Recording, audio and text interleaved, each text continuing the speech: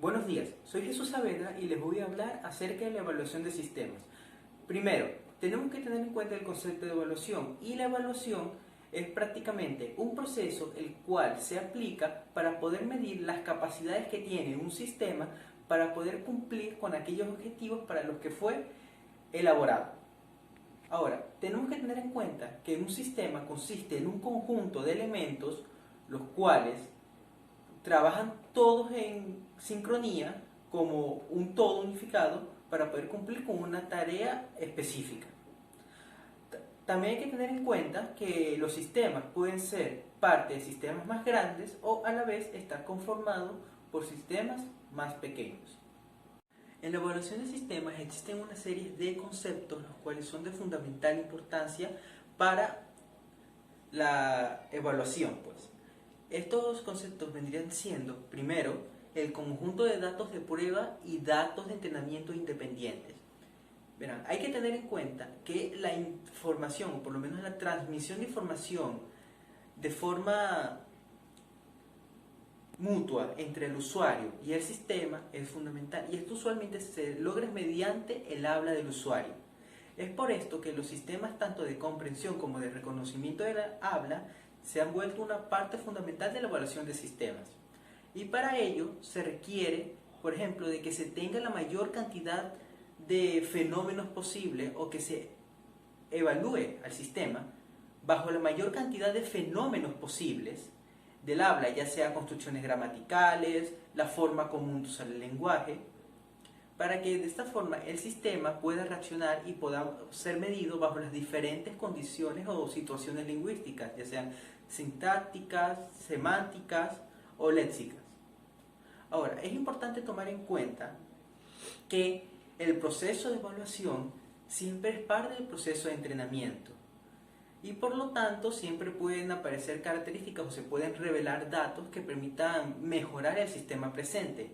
Sin embargo, esta es la razón por la cual también debe existir un grupo de datos los cuales siempre se mantengan iguales y sean considerados como la forma definitiva del sistema, la forma máxima que puede alcanzar el sistema, de forma de que estos nunca cambien y permitan una comparación adecuada entre el sistema tal como debe ser y en la forma en la que está funcionando actualmente. Otro elemento importante dentro de la evaluación de los sistemas es la evaluación de los sistemas como caja negra. Esta evaluación consiste básicamente en una medida o un proceso de evaluación de cada uno de los elementos internos que conforman al sistema en cuestión. Hay que tener en cuenta que este tipo de medidas se realizan con el objetivo de poder medir características bastante internas del sistema, como por ejemplo las capacidades tecnológicas del mismo.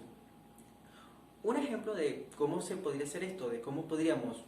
mostrar esta evaluación, sería tomando por ejemplo un automóvil. Ahora, al analizar todos los elementos internos del automóvil, podemos llegar a formar parámetros para medir su funcionalidad. Por ejemplo,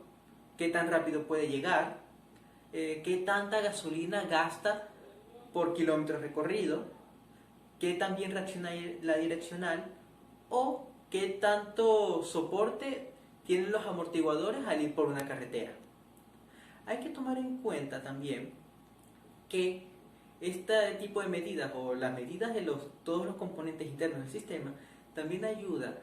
a poder definir qué tanto progreso se ha realizado en el desarrollo y evolución del sistema, y también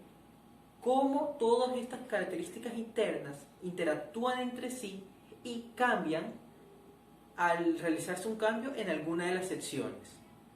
También es importante saber que en este caso, debido a que es solamente una evaluación muy interna del sistema, no es necesario llegar a convenios internacionales acerca de cómo estas medidas deben de ser realizadas.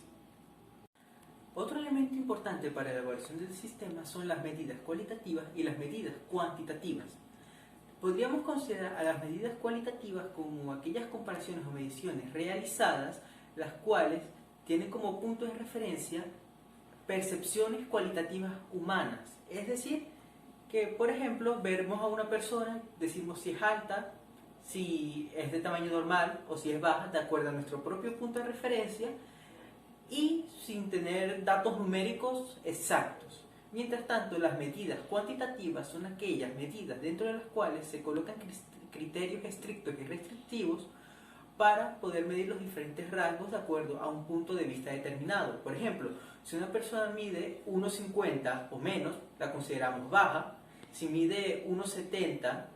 o entre 1,70 y 1,50, la podemos considerar de tamaño medio. Y ya si llega a medir 2 metros, 1,80, es considerada alta. Eso es una medida cuantitativa, es decir, una medida la cual puede ser representada mediante valores numéricos para obtener información más detallada.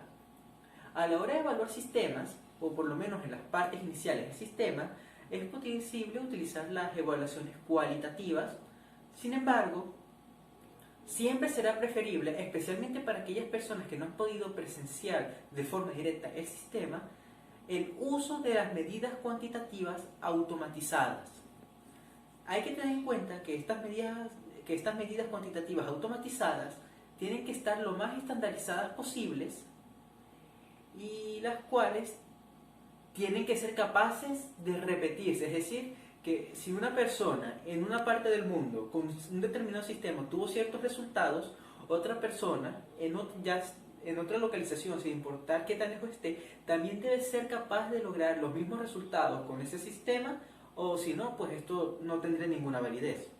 Hay que tomar en cuenta que las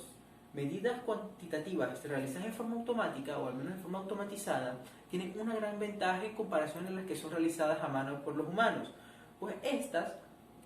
ya no tienen por qué verse limitadas por todas aquellas condiciones que pueden afectar a los humanos, como el cansancio, la fatiga, una confusión al ingresar un dato o simple y llanamente malicia por parte del realizador de estos registros para sabotear el sistema. Y también es porque esto permite una mayor introducción de datos de lo que sería posible de manera a mano y también facilita el proceso para realizar conclusiones a partir de los diferentes hechos y procedimientos que ocurran en el sistema. El próximo concepto a abarcar es el de la captura de los datos de la evaluación. Este vendría siendo prácticamente el proceso mediante el cual se obtienen los datos para realizar las comparaciones de los sistemas. Ahora, es muy importante tener en cuenta que para esto se utiliza un sistema llamado PNA, B y C, que son siglas en inglés para la frase Pay no attention to the man behind the curtain. ¿Ya? Y esto es prácticamente traducido a nuestro idioma sería: no le prestes atención al hombre detrás de la cortina, también conocido como el método o el sistema del mago de Oz. ¿En qué consiste esto? Esto consiste en que todo sistema automatizado o semiautomatizado cuenta con el soporte o ayuda de un experto. Este experto es aquel al que llamaremos el mago, del cual el usuario del sistema no tiene absolutamente ningún conocimiento. Ahora bien, este experto es el encargado de transcribir los datos obtenidos mediante el habla del usuario y retransmitirlos para que sean mostrados en la pantalla del mismo. Y este también se encarga de apoyarse o al menos hacer uso de alguna especie de sistema de información, como podría ser una base de datos, de la cual sacará la información que sería necesaria para responder a las peticiones y preguntas realizadas por el usuario.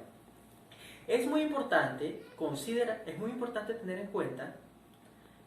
que el mago jamás realiza ninguna tarea compleja. Esto únicamente se encarga de transcribir aquello que el usuario desea, buscar la información en la base de datos y remandar la información al usuario. Ahora, este mago sí puede mandar junto a la información alguna especie de frase o oración el cual explique algún detalle importante, como que por ejemplo el usuario pide una operación y el mago mande un mensaje diciendo que el sistema actualmente no cuenta con las capacidades necesarias para poder resolver dicha petición. Esto es bastante interesante, puesto que todo el funcionamiento del sistema depende de si el mago es capaz de comprender aquella petición que está realizando el usuario y si tiene los conocimientos suficientes de la base de datos para saber si ésta es o no es capaz de realizar dicha petición. Todo el comportamiento del mago, el si hizo bien o si hizo mal su trabajo y cómo se desempeñó, es algo que debe ser realizado ya a posterior, es decir, después de que hayan realizado todas estas operaciones. Otro concepto importante para la evaluación de los sistemas consiste en los convenios de transcripción. Esto de la transcripción consiste en que el sistema, para que pueda interactuar de forma adecuada con el usuario, este tiene que recibir todas aquellas peticiones mediante el habla que le da el usuario y después transcribirlas otra vez a la pantalla del usuario para notificarle los resultados de las operaciones y las peticiones que éste realizó. Toda esta información, para que sea entendible por el usuario, debe estar realizada en el mismo idioma que éste puede hablar. Y para ello, a nivel internacional, se han establecido diferentes convenios para poder establecer cuáles son aquellas reglas o pasos que se deben de seguir para lograr una correcta comunicación entre el sistema y el usuario, de la misma manera que se han establecido diferentes procesos para asegurar que dichos convenios sean seguidos.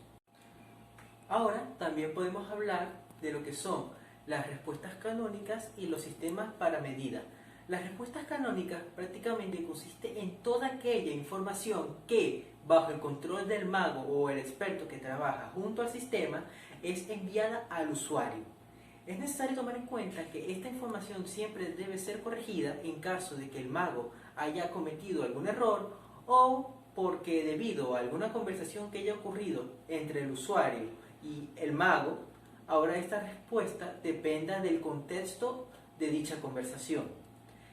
Es importante tener en cuenta que los criterios de medida son aquellos establecidos por los programas estandarizados y también por los convenios de entrada y salida de datos a nivel internacional. Ahora hablemos de la evaluación de sistemas establecida por Sting Jiménez. Esta prácticamente se basaba en 4 formas de evaluación, que primera es la evaluación de sistemas, que se basa en que los sistemas deben ser evaluados para poder comprobar cuál es su potencial, qué están haciendo bien, qué están haciendo mal y cómo corregirlo.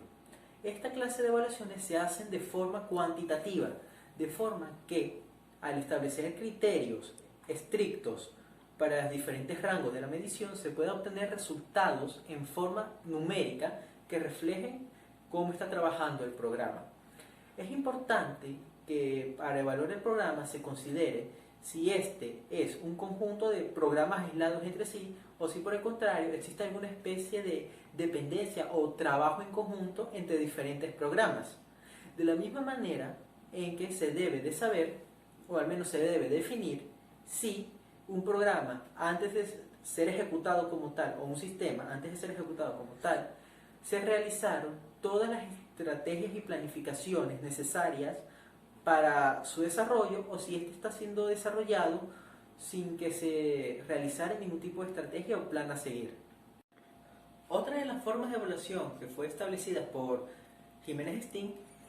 fue la de la evaluación del análisis, que este prácticamente se encargaba de evaluar todo el análisis, es decir, las estrategias y planes que llevaron al desarrollo de las aplicaciones del sistema. Esto fue obedeciendo 3 vertientes diferentes, que fue primero la evaluación estratégica, que prácticamente se basaba en agrupar en un único conjunto todas aquellas aplicaciones las cuales pudieran trabajar en conjunto y en otro grupo también todas aquellas aplicaciones que tuvieran que trabajar por separado. Es necesario tener en cuenta que para agrupar a todas las aplicaciones se consideraban a todas aquellas las cuales pudieran ser desarrolladas en dependencia, es decir, relacionándose una con otra. Este también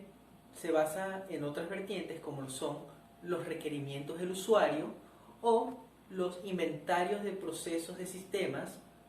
sin importar si las operaciones para realizar los diferentes cambios a petición del usuario hayan sido registradas o no. Es importante tomar en cuenta que al momento de analizar los datos se debe poner el análisis del sistema por encima del flujo de la información obtenida, de la jerarquía de la misma, y que al final de todo este proceso lo que se debe hacer es que se debe realizar un estudio del análisis del sistema y cómo este debía de ser, o sea, cómo se quería que fuese el sistema final y cómo es el sistema actual. El tercer método de evaluación establecido por Sten Jiménez fue la evaluación del diseño lógico de los sistemas. Prácticamente en esta evaluación lo que se hace es preguntarse qué debe hacer el sistema, cómo lo va a hacer, por qué lo debe hacer. También nos llevamos a preguntar los pasos que debe seguir para realizar la tarea que se le encomendó y cómo va a hacer los criterios para la entrada y salida de los datos del sistema. Una vez que ya se ha realizado todo este estudio, también se deberá analizar qué papel jugó el usuario del sistema para el desarrollo del mismo y cómo las auditorías intervinieron para el diseño de los controles que dirigirán al sistema, donde también será necesario establecer qué tipo de criterios fueron establecidos para determinar las diferentes operaciones de toma de decisiones dentro del sistema. Una vez que toda esta información ha sido recopilada, se debe proceder a realizar una comparación del sistema planeado con el sistema actual, donde se deberá comparar cómo fue planeado, cómo se planeó, el porqué de la planeación y si el sistema actual corresponde con el sistema que se deseaba. La última forma de evaluación vendría a ser la evaluación del desarrollo del sistema, donde se va a analizar los programas usados, el lenguaje en que se implementó el sistema, la interrelación que existe entre los diferentes lenguajes y también los recursos físicos o el hardware en el que se ha implementado el sistema. Esto es necesario ya que hay que tomar en cuenta que los sistemas siempre deben de devolver información que sea útil para la toma de decisiones, para la organización de la información y también para la planificación de las diferentes actividades que se deben de realizar. También es necesario saber que un sistema siempre debe garantizar la mayor seguridad al menor costo posible. Esto haciendo especial énfasis debido a que la información de los sistemas posiblemente se pueda ver comprometida al momento de pasar entre los diferentes nodos que lo conforman. Es necesario entonces que el sistema sea definido como el lenguaje que usa, los mensajes que requiere que se reciban, cuáles son los canales de comunicación que éste utiliza y también qué tanto tráfico de datos habrá en dichos canales de comunicación,